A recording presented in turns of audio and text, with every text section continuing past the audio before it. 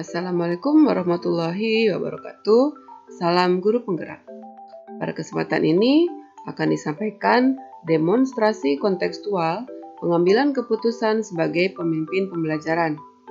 Saya Sulastri Nur Asia, CGP Angkatan 4 Kabupaten Ciamis. Sebagai seorang pemimpin pembelajaran, kita pasti sering dihadapkan dalam situasi di mana diharuskan mengambil suatu keputusan. Namun, seberapa sering keputusan tersebut melibatkan kepentingan dari masing-masing pihak yang sama-sama benar, tapi saling bertentangan satu dengan yang lain. Pemikiran seperti yang melandasi pengambilan keputusan, kemudian setelah mengambil keputusan tersebut, pernahkah menjadi ragu-ragu dan menanyakan pada diri sendiri apakah keputusan yang diambil telah tepat, ada perasaan tidak nyaman dalam diri, atau timbul pemikiran mengganjal dalam diri. Apakah ini sesuai peraturan atau bagaimana panutan saya akan berlaku dalam hal seperti ini? Dalam pengambilan keputusan, ada dua hal yang terjadi, yaitu bujukan moral dan dilema etika. Nah, apakah perbedaan keduanya itu? Bujukan moral atau benar versus salah adalah sebuah situasi yang terjadi di mana seseorang dihadapkan pada situasi benar atau salah dalam mengambil sebuah keputusan. Dilema etika atau benar versus benar adalah sebuah situasi yang terjadi di mana seseorang dihadapkan pada situasi keduanya benar, namun bertentangan dalam mengambil sebuah keputusan. Dari pengalaman kita bekerja pada institusi pendidikan, kita telah mengetahui bahwa dilema etika adalah hal berat yang harus dihadapi dari waktu ke waktu.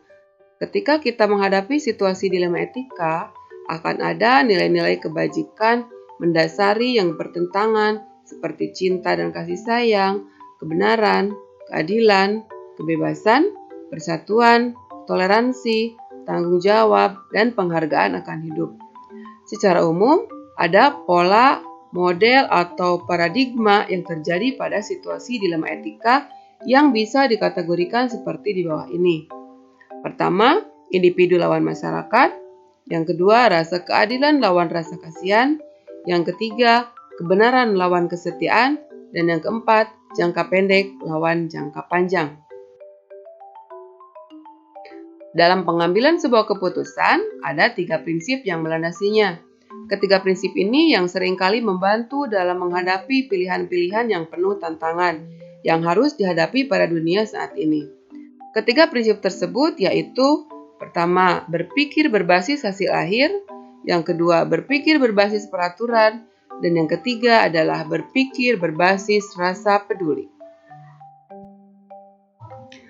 Di bawah ini adalah 9 langkah yang telah disusun untuk memandu dalam mengambil dan menguji keputusan dalam situasi dilema etika yang membingungkan karena adanya nilai-nilai yang bertentangan.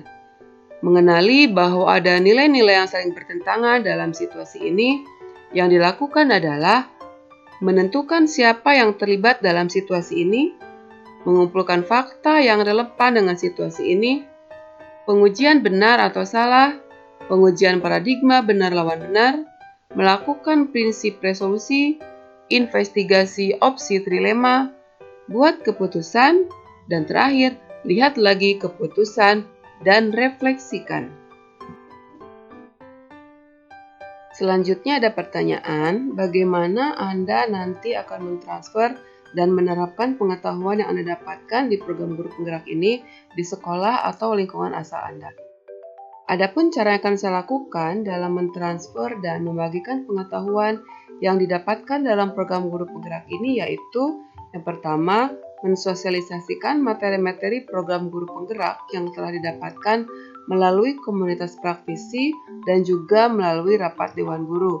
Sosialisasi dapat dilakukan baik secara luring maupun daring. Yang kedua, melakukan pengimbasan terkait praktik baik yang sudah dilakukan. Yang ketiga, mensosialisasikan materi-materi program guru penggerak melalui media sosial. Apa langkah-langkah awal yang akan Anda lakukan untuk memulai mengambil keputusan berdasarkan pemimpin pembelajaran? Sebagai seorang pemimpin pembelajaran di sekolah, dalam rangka mewujudkan merdeka belajar dengan pembelajaran yang berpihak kepada murid, tentunya suatu waktu kita akan dihadapkan pada situasi dilema untuk mengambil sebuah keputusan yang terbaik dan menguntungkan semua pihak. Adapun langkah-langkah awal yang akan dilakukan yaitu 1. Memastikan bahwa dalam mengambil sebuah keputusan sudah sesuai dan sejalan dengan visi dan misi yang telah kita susun dan sepakati bersama. Yang kedua, melakukan analisa terhadap situasi atau kasus yang dihadapi dan disesuaikan dengan paradigma pengambilan keputusan. Yang ketiga, memperhatikan dari 3 prinsip pengambilan keputusan yang ada. Dan yang keempat, melakukan 9 langkah pengambilan dan pengujian keputusan. Mulai kapan Anda akan menerapkan langkah-langkah tersebut? Hari ini, besok, minggu depan, atau hari apa? Catat rencana Anda sehingga Anda tidak lupa. Untuk memulai menerapkan langkah-langkah pengambilan keputusan, tidak dapat dipastikan apakah hari ini, besok, lusa, minggu depan, bulan depan, atau hari apa. Langkah-langkah pengambilan keputusan ini akan saya terapkan ketika dihadapkan pada situasi dilema etika yang memerlukan pengambilan keputusan terbaik yang dapat menguntungkan semua pihak. Jika hari ini mengalami dilema etika, maka hari ini pula akan menerapkan langkah-langkah tersebut. Jika besok mengalami dilema etika, maka besok akan diterapkan langkah-langkah tersebut dan seterusnya. Dengan harapan, tentunya ketika saya dihadapkan pada situasi dilema etika, saya dapat melakukan pengambilan keputusan dengan memperhatikan 4 paradigma pengambilan keputusan, 3 prinsip pengambilan keputusan, dan 9 langkah pengambilan dan pengujian keputusan. Siapa yang akan menjadi pendamping Anda dalam menjalankan pengambilan keputusan sebagai pemimpin pembelajaran? Seseorang yang akan menjadi teman diskusi Anda untuk menentukan apakah langkah yang diambil telah tepat dan efektif. Dalam mengambil sebuah keputusan, tidak hanya kita lakukan sendiri saja.